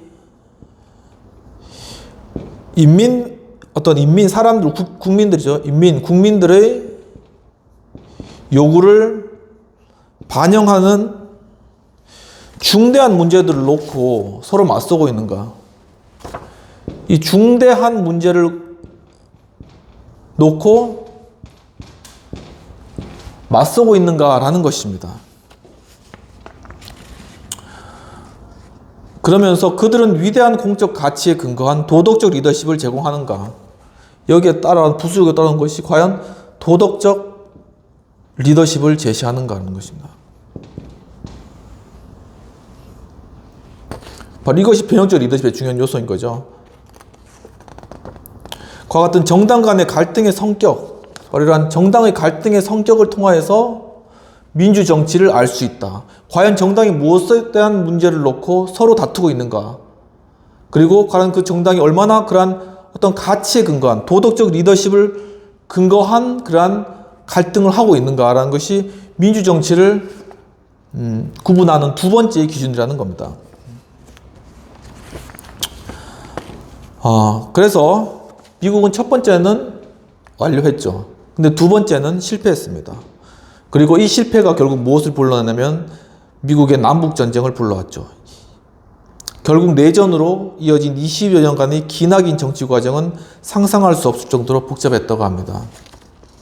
민주정치에 있어서 이 두 번째 기준이 충족되지 못한 것이죠. 이것은 정당들 간의 어떤 갈등이었을 뿐만 아니라 노예 제도를 둘러싸고 더 이상 견딜 수 없을 정도로 가열된 정당 내의 파벌, 지역, 이념, 이해관계 사이에 벌어진 갈등이었다고 합니다. 그리고 이것은 민주당과 휘그당 수뇌부들의 입장에서 바라볼 때만 그 의미를 이해할 수 있습니다. 자, 그럼 우리가 지금 민주당이나 휘그당의 수뇌부에 있다고 생각을 해봅시다. 그리고 과연 지금 노예 문제가 앞에 놓여 있는데 어떻게 해야 될 것인가 라는 그런 문제를 다루고 있다고 생각해 봅시다. 그 수뇌부들은 엄청난 짐을 지고 어수선한 지역을 비틀거리고 걷고 있으며 조금만 발을 헛디뎌도 넘어져 버릴 상황에 놓여 있는 것과 같았다라고 이야기하고 있습니다. 이 문제는 너무나 중요한 문제이기 때문에 함부로 다루지도 못하고, 하지만 다루지 않을 수도 없고, 이런 상황 가운데서 조금이라도 잘못하면 미국 유나이티드 스테이츠, 그러니까 미국이란 나라의 그러한 존립 자체가 무너질 수 있는 그러한 상황이고, 그런 것들을 잘 알고 있기 때문에 굉장히 큰 무거운 짐을 짊어질 수 있었다라는 것이죠. 그럴 수 있겠죠. 그렇겠죠. 그러면서 이제 토마스 제퍼슨하고 잭슨의 지지 세력을 그대로 물려받은 민주당은 전국에 걸쳐 득표율을 계속 유지하고 있었고, 그리고 이 민주당을 지지하는 유권자의 주축은 남부에 있었고, 그곳에서는 노예 소유주들이 당을 장악하고 있었습니다. 그리고 민주당은 또한 북부의 몇몇 주에서 또한 강세를 유지하고 있었는데, 그때 과격파로 불리게 된 한 파벌은 노예 제도의 확산을 반대했으며, 그러면서 이제 결론적으로 민주당의 통일성은 만장일치로 노예 제도가 당의 문제가 되지 않는 주제로 남아있는 동안에만 유지되었다고 합니다. 그러니까 과거에는 노예 제도가 문제가 되지 않았지만 점차 그것이 부각되고 있었다는 것이죠. 그러면서 민주당 내에서 이 미국이라는 이런 나라의 민주당 내에서 위에 캐나다, 이 멕시코죠. 이 남부 지역은 민주당 집안인, 민주당 지지 세력인데 노예 제도를 찬성하고 있었고 노예 소유주들이었고, 북부에 있는 민주당은 과격파라고 불리는 이 사람 반버너라고 이야기하고 있습니다. 이들은 노예 제도를 반대했다. 결국 뭐냐면은 민주당이 분열되고 있다는 것입니다. 좀 우리 정치 현실과 비슷한 것 같이 보여집니다. 그러면서 1830년대 초반 창당 초기부터 분열된 휘그당은 그럼 어떡하냐. 휘그당 중 남부의 휘그당은 각 주의 권리에 애착을 가졌으며 노예를 소유한 주의 권리에 대한 연방정부의 간섭을 부담스럽게 생각하였습니다. 그러니까 남부에도 휘그당이 있을 거 아니에요. 근데 이 휘그당은 이제 각 주에 대한 어떤 애착을 가졌고 그 각 주 중에는 노예제도를 인정하는 그런 주도 있을 거 아닙니까? 그러니까 근데 연방 정부는 노예제를 없애는 방향이니까는 굉장히 연방 정부에 대해서 부담스러운 것들을 가지고 있었다는 것이죠. 그리고 이제 북부에 있는 휘그당, 북부에도 이제 휘그당이 있는데, 이제 북부에 있는 휘그당은 노예제도에는 반대하지만 국가 의지에서 그것을 경제 문제에 종속시키려고 하는 코튼 휘그당도 이제 노예제도를 둘러싸고 두 개로 나눠졌는데, 첫 번째는 코튼 휘그. 이 코튼은 목화를 말하는 거잖아요. 그러니까 노예들이 주로 한 것이 목화를 따는 그런 일들을 많이 한 거죠. 그러니까 코튼 휘그는 이 노예 제도에 관해 가지고 이것을 경제 문제에 종속시키자. 이거를 더욱더 더 이상 큰 어떤 정치적 문제로 만들지 말자라는 그런 입장이었습니다. 반면에 양심적 휘그라고 있었습니다. 양심적 휘그. 컨시언스 휘그라고 하는데, 이 사람들은 연방정부에 대한 어떤 노예를 소유하는 주 세력의 영향력에 놀라웠다고 합니다. 연방정부에 대해서 노예를 소유한 어떤 각 주의 어떤 세력에 대한 영향력이 너무나 크다는 것에 놀랐다고 합니다. 양심적 휘그는. 그러니까 이 사람들 노예제도 완전히 반대한 사람들이죠. 그 사람들이 이제 모여있는 것이 양심적 휘그입니다. 그래서 이제 휘그당하고 민주당 모두 두 사슬에 묶여있는 아프리카 미국 흑인이라는 불붙기 쉬운 문제. 이 아프리카 흑인이 이렇게 두 사슬에 묶여 있는데 이것이 가장 미국 내에서 불붙기 쉬운 그런 문제라는 거죠. 이 문제는 외면한 채 다른 거, 대외 정책, 관세 제도, 이민자, 철도 확장 등 상대적으로 편안한 기존의 문제들만 놓고 싸웠습니다. 그리고 이와 같이 휘그당과 민주당이 전문적으로 했던 것은 파벌과 이익 집단들의 요구사항들 사이에서 중개를 하는 거래적 리더십이었다라고 이야기를 하고 있습니다. 결국 이들은, 민주당과 휘그당은 그 당시에 거래적 리더십 중개상들이었다는 것이죠. 근데 그 당시에 이제 유명했던 그러한 전성기를 누린 사람들, 최고의 자리에서 전성기를 누린 휘그당 상원의원 누가 있으면 헨리 클레이라는 사람이 있었고, 데니얼 웹스터라는 사람이 있었습니다. 또 민주당 상원의원은 스티븐 더글라스와 같은 사람이었는데, 번스 교수는 이 사람들에 대해서 장사꾼들이었다라고 이렇게 이야기를 하고 있습니다. 우리 정치인들 조심해야 되겠습니다. 나중에 역사관들한테 장사꾼이란 말 들으면 안 될 거 아니에요. 근데 또 한편으로는 요즘은 또 경제 어떤 상거래가 중이기 때문에 잘 외국과 이제 협약을 해서 어떤 장사를 잘하는 장사꾼이다라는 말이 또 부정적인 말 같이 또 들리진 않고요. 좀 그런 상황들이 있네요. 아무튼 잘 좀 보면 좋을 것 같습니다. 시대에 따라서.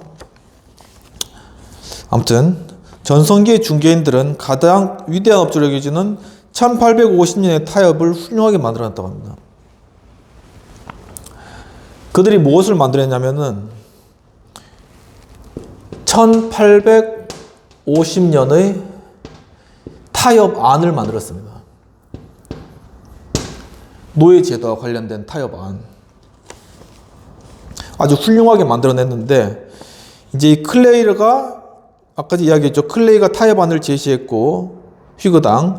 의회는 중개 과정을 통해 이것을 갈고 닦고 신중하게 균형 잡힌 몇 가지 협정들을 만들어내었다고 합니다. 그 내용은 뭐냐면은 1번, 캘리포니아는 자유주로 연방에 가입함. 자유주는 어떤 노예 제도와 관련돼서 그것을 아예 공인해서 이제 하겠다. 그건 주가 아니라 노예 제도와는 좀 이렇게 멀리 떨어진 그러한 주로 가입하겠다. 그리고 이 다른 주들은 노예 제도 허가 여부를 주민 투표에 따라서 결정하겠다. 그러니까 결국은 자치를 인정하겠다는 겁니다. 그 주에서 만약에 노예 제도를 인정하면 그대로 인정해 주겠다는 겁니다. 그리고 세 번째는 도망 노예 환송법. 법을 강화하겠다. 도망한 노예를 다시 환송해오는 퓨저티브 슬레이브 액트를 강화하겠다. 뭐냐면 노예 제도를 더 강화시키는 그런 법인 것이죠. 강화하면 수도인 워싱턴에서는 노예 매매는 금지하지만 그곳에서도 노예 제도 자체는 불법이 아니다. 네 번째, 워싱턴에서는 여기서 매매는 하지 않지만 제도 자체는 불법은 아니다. 바로 이러한 타협에 관해서 이것은 워싱턴에서 이루어진 10년간의 교활한 거래에 딱 들어맞는 클라이맥스였다라고 번스 교수님께서 평가하고 있습니다. 10년 동안의 교활한 거래에 딱 맞는 클라이맥스가 바로 이 1850년의 타협 아니었다라는 것이죠. 바로 이러한 1850년의 타협은 모든 파벌의 부분적인 만족을 주려는 것이었습니다. 파벌은 휘그당 내에서도 나누어졌고 민주당 내에서도 나누어진 것이죠.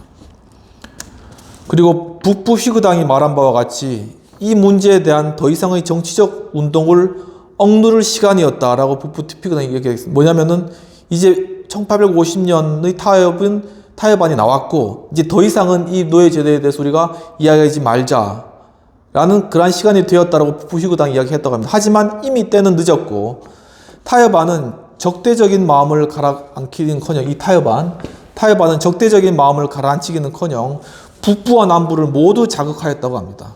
즉 남부인들은 결국 노예 폐지론자들에게 양보한 꼴이 되었다는 생각에 화가 나서 공공연하게 연방 탈퇴를 거론하였다고 합니다. 더 이상 연방 못 있겠다. 우리 탈퇴하겠다. 우리 노예 제도 가지고 계속 가겠다. 그리고 이제 양심적 휘그였죠. 양심적 휘그. 이 사람들은 노예 제도 허가 여부를 주민 투표에 따라 결정할 경우에는 노예 제도가 새로운 주들로 확산될 가능성이 있다. 노예 제도 안 한 그러한 주들도 이 주민 투표에서 노예 제도 다시 만들 수 있다라는 것이죠. 노예를 소유한 또한 주 세력에 의한 영구적인 지배의 전조로 보았다라고 하고 있습니다. 노예를 소유한 그 해당 주의 세력이 있겠죠. 영구적으로 이제 노예를 소유할 수 있는 그런 권리를 내가 얻겠다라는 그런 것으로 보았다는 것이죠. 그래서 휘그당에서 탈당이 났습니다. 휘그당에서 양신유 휘그들이 다 탈당해버리고 그러면서 다른 대안적인 정당을 모색하기 시작한 일이 시작된 것이죠. 그러면서 이제 윌리엄 소드라는 상원의원께서는 이렇게 이야기를 하셨습니다. 이것을 보고 이것은 반대하려는 힘과 지속하려는 힘 간의 억누를 수 없는 갈등이며 미국이 언젠가는 완전한 노예 소유의 나라가 되든지 또는 완전한 자유노동의 나라가 되어야만 하고 그렇게 될 것이라는 것을 의미한다라고 하면서 애석하셨다고 합니다. 이와 같이 민주당과 휘그당이 오랫동안에 부정하려고 했던 것은 틀림없이 노예 제도를 둘러싼 갈등의 억제 불가능성. 더 이상 이 갈등은 억제할 수가 없는 억제 불가능성이다. 이까지 오기 전에 막았어야죠. 그런데 더 이상은 억제할 수 없는 불가능성이었다는 것이죠. 노예 제도를 둘러싼 문제들이 더 이상 지역적이며 부분적인 문제가 아니라고 보았을 때 정당의 지도자들은 국가의 통일이라는 더 높은 법에 호소했으나 과연 그러면 그 통일의 대가는 무엇일까? 무슨 말이냐면은 이제 바로 이런 상황이 됐습니다. 억제 불가능성. 그러면서 이제 더 이상은 이제 거래가 안 되는 겁니다. 거래가 막 탈당하고.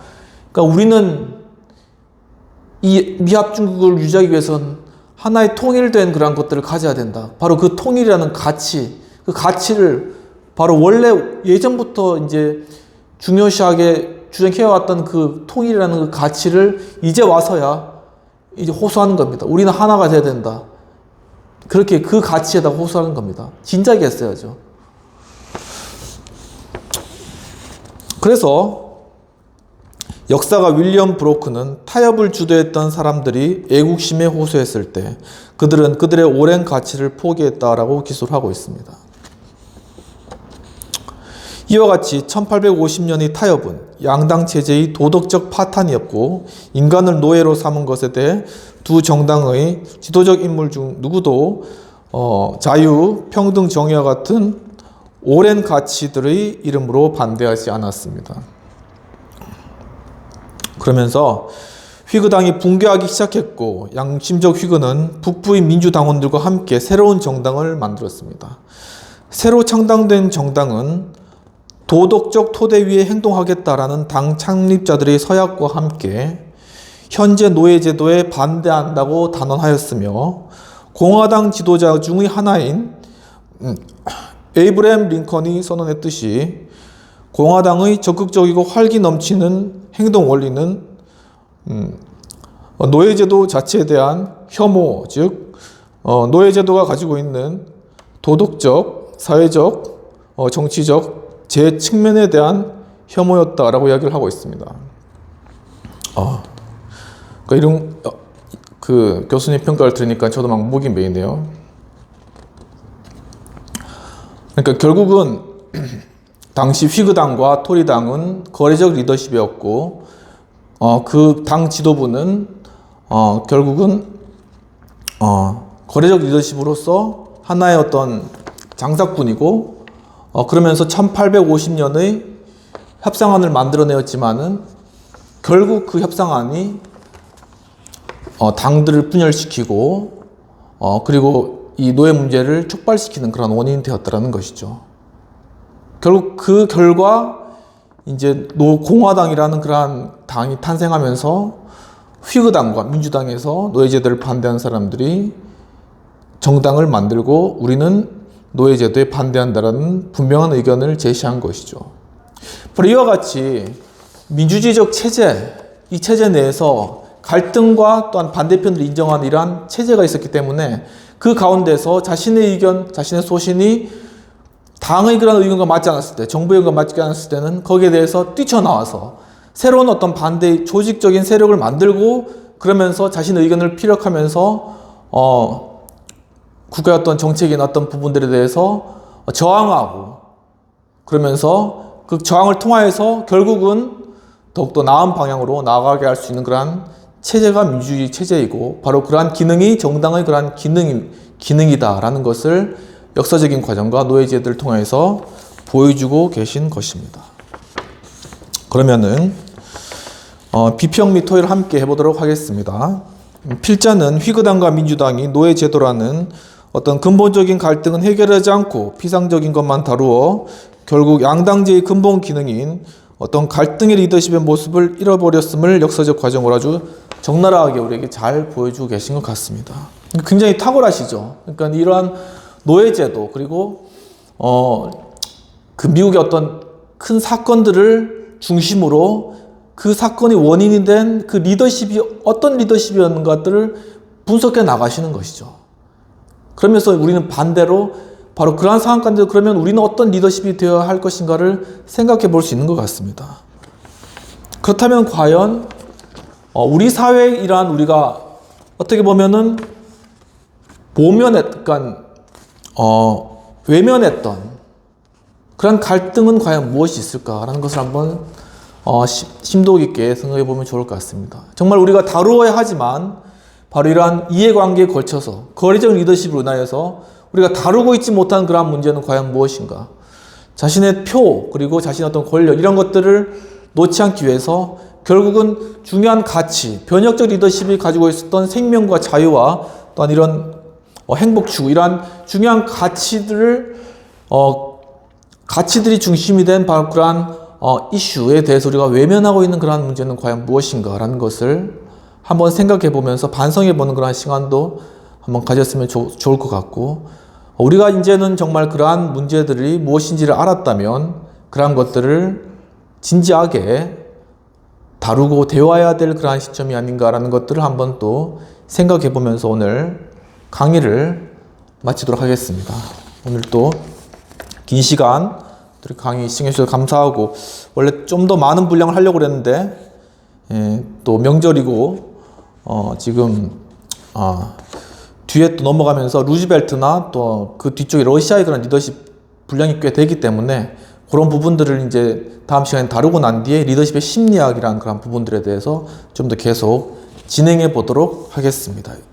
이제 설 명절 이제 다가오는데 여러분 또 사랑하는 친지 가족들과 함께 참 단란하고 또한 좋은 그런 시간들 보내시고, 또 이제 다가오는 선거와 관련돼서 많은 이야기들이 있을 것 같아요. 그런데 싸우지 마시고 다투지 마시고 원만하게 정말 건전한 방향의 갈등으로 이 문제들을 해결해 나가는 그런 명절 기간 되시면 좋겠습니다. 또 시청해 주셔서 감사합니다.